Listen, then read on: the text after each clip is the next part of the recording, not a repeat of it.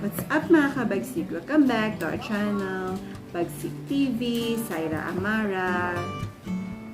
For today's video, samahan niyo ako mag-unboxing ng binili namin sa Shopee ng headlight ng motor ng Honda Click 125i. So, kung bago ka pa lang sa channel na ito, don't forget to subscribe. Hit the notification bell para updated ka sa mga bagong videos namin. Without further ado, tara, samahan niyo ako.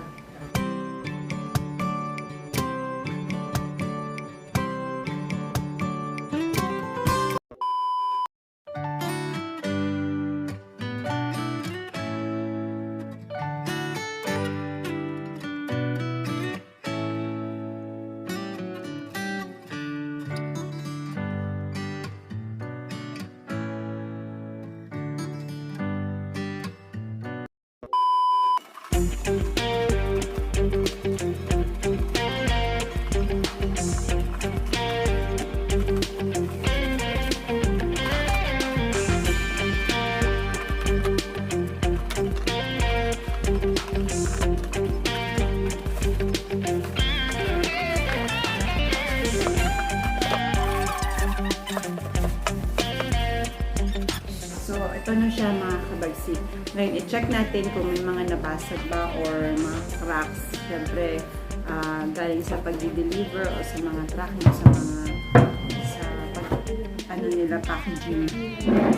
Isahin natin.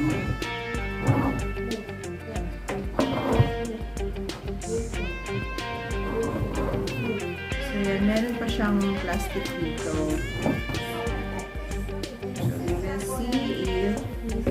Wala ba pasa?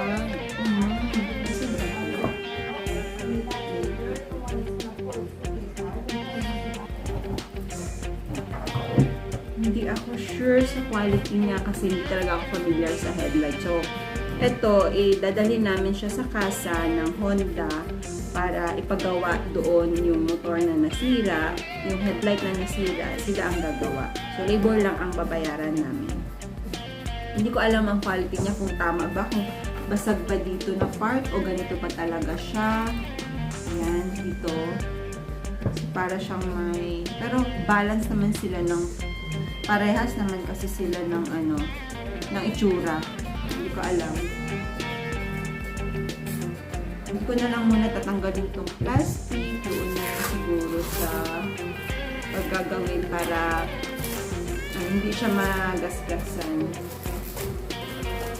So, kung gusto nyo malaman kung saan namin to in-order, pakitignan lang sa description ng title ng aming video.